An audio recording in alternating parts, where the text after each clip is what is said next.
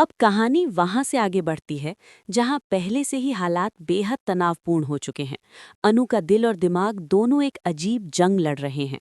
एक तरफ आर्या है जिससे वो बेइंतहा प्यार करती है, और दूसरी तरफ राजनंदिनी का सच है जो हर पल उसे बेचैन कर रहा है। अनु कई रातों तक सो नहीं पाती। उसे बार बार अजीब अजीब सपने आने लगते हैं जिनमें एक ही चेहरा बार बार सामने आता है, दर्द से भरा हुआ, टूटा हुआ और धोखे से जला हुआ। वो चेहरा राजनंदिनी का है, लेकिन कहीं न कहीं उसमें अनु खुद को भी देखने लगती है।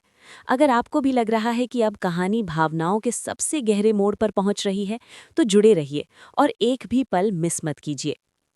राजनंदिनी अब पूरी तरह तय कर चुकी है कि वो चुप नहीं बैठेगी। उसने बहुत सालों तक अपना दर्द दबाए रखा, अपने साथ हुए धोखे को अपने अंदर जलने दिया। लेकिन अब जब उसे ये एहसास हो चुका है कि अनु उसी राह पर जा रही है जिस राह पर कभी वो खुद चली थी, तो उसका दिल ये गवाही नहीं देता कि वो फिर से वही गलती दोहराने दे। राजनंदिनी अनु को अकेले में मिलने बुलाती है। उसकी आंखों में आंसू होते हैं, लेकिन आवाज में सख्ती। वो अनु से कहती है कि वो उसकी कहानी ध्यान से सुने, क्योंकि ये सिर्फ उसका अतीत नहीं, बल्कि अनु का आने वाला भविष्य भी हो सकता है। राजनंदिनी बताती है कि कैसे आर्या ने उसे प्यार के जाल में फंसाया, कैसे बड़े बड़े सपने दिखाए, साथ जीने मरने की कस्में खाईं और फिर धीरे धीरे उसकी जिंदगी पर कब्जा करता चला गया। उसकी प्रॉपर्टी, उसका बिजनेस, उसका भरोसा, सब कुछ।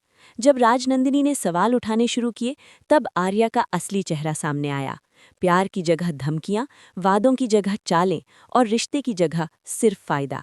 ये सब सुनकर अनु का दिल कांप उठता है, लेकिन फिर भी वो खुद को समझाती है कि शायद ये कहानी अधूरी है, शायद सच्चाई कुछ और हो। इधर मीरा भी चुप बैठने वालों में से नहीं है। उसे अच्छी तरह पता चल चुका है कि राजनंदिनी और अनु के बीच कुछ न कुछ चल रहा है। मीरा को डर है कि अगर राजनंदिनी ने अपना पूरा सच खोल दिया तो उसकी सारी प्लानिंग बर्बाद हो जाएगी। वो फिर से अनु के परिवार के पास जाती है, भावनाओं का सहारा लेती है और उन्हें ये यकीन दिलाने की कोशिश करती है कि राजनंदिनी सिर्फ बीते कल की एक परछाई है जो आज के रिश्तों को बर्बाद करना चाहती है। परिवार फिर से उलझन में पड़ जाता है। अगर आपको भी लगता है कि मीरा की चालें अब और खतरनाक होने वाली हैं, तो इस कहानी पर नज़र बनाए रखिए। आर्या को अब हवा हवा में ये एहसास होने लगता है कि उसका अतीत दरवाज़ा खटखटा रहा है। वो बार बार बेचैन हो जाता है, छोटी छोटी बातों पर चिढ़ने लगता है। उसे डर सताने लगता है कि कहीं राजनंदिनी ने अनु को सब कुछ तो नहीं बता दिया। एक तरफ शादी की तैयारियां चल रही होती हैं, घर में खुशियों का माहौल दिखाया जा रहा होता है, लेकिन आर्या के दिल में सिर्फ डर और अपराध बोध पल रहा होता है। वो जानता है कि अगर सच सामने आ गया तो न सिर्फ ये शादी टूटेगी, बल्कि उसका बनाया हुआ हर झूठ भी बिखर जाएगा। अनु धीरे धीरे अपने अंदर बदलाव महसूस करने लगती है। उसे कुछ जगहें, कुछ बातें, कुछ एहसास जाने पहचाने से लगने लगते हैं, जैसे उसने ये सब पहले भी जिया हो। कभी कभी उसे अचानक गुस्सा आ जाता है, कभी अचानक डर। वो खुद नहीं समझ पाती कि ये सब क्यों हो रहा है। राजनंदिनी इसे सब कुछ समझ रही होती है। उसे यकीन हो जाता है कि अनु ही उसका पुनर्जन्म है और अब समय आ गया है कि अधूरी कहानी को पूरा किया जाए। अगर आप भी पुनर्जन्म और कर्मों के रिश्ते पर विश्वास करते हैं, तो आगे की कहानी आपको झकझोर देगी। शादी का दिन नज़दीक आता जाता है, मेहमानों की लिस्ट बनती है, कपड़े तैयार होते हैं, रस्मों की बातें होती हैं, लेकिन हर खुशी के पीछे एक डर छुपा होता है। राजनंदिनी आखिरी बार कोशिश करती है कि अनु शादी से पहले सच को पूरी तरह समझ ले। वो अनु को कुछ सबूत दिखाने का फैसला करती है, पुराने कागजात, कुछ तस्वीरें और कुछ ऐसे सच जिन्हें आर्या ने बहुत संभाल कर छुपाना था। अनु जब ये सब देखती है तो उसके हाथ कांपने लगते हैं। उसके सामने धीरे धीरे तस्वीर साफ होने लगती है। अनु को एहसास होता है कि राजनंदिनी झूठ नहीं बोल रही। हर बात, हर सबूत आर्या के खिलाफ जा रहा होता है। उसका दिल टूटने लगता है, लेकिन साथ ही एक अजीब सी ताकत भी उसके अंदर जागने लगती है।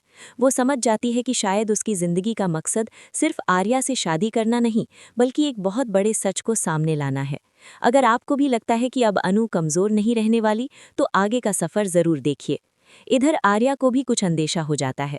वो राजनंदिनी का सामना करने की कोशिश करता है, उसे डराने धमकाने की कोशिश करता है ताकि वो चुप रहे। लेकिन इस बार राजनंदिनी डरने वालों में से नहीं होती। वो आर्या को साफ साफ कह देती है कि अब बहुत हो चुका, जो सच उसने दबाया था वो अब बाहर आएगा। ये सुनकर आर्या का डर और गुस्सा दोनों बढ़ जाते हैं।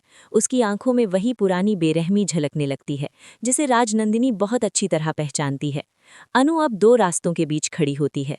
एक तरफ शादी, परिवार की उम्मीदें, समाज की बातें। दूसरी तरफ सच, आत्मसम्मान और एक अधूरी कहानी को पूरा करने की जिम्मेदारी। वो खुद से सवाल करती है कि क्या वो उसी गलती को दोहराएगी जो कभी राजनंदिनी ने की थी, या फिर वो इस कहानी को यही रोक देगी। अगर आप भी जानना चाहते हैं कि अनु क्या फैसला लेगी, तो जुड़े रहिए और अपनी राय जरूर बताइए। जैसे जैसे सच बाहर आता है, वैसे वैसे आर्या के लिए मुश्किलें बढ़ती जाती हैं। उसके पुराने कारनामे सामने आने लगते हैं। कुछ लोग जिन्हें उसने कभी नुकसान पहुंचाया था, अब बोलने की हिम्मत करने लगते हैं। आर्या अकेला पड़ने लगता है। उसे एहसास होता है कि झूठ की नींव पर खड़ा महल अब ढहने वाला है।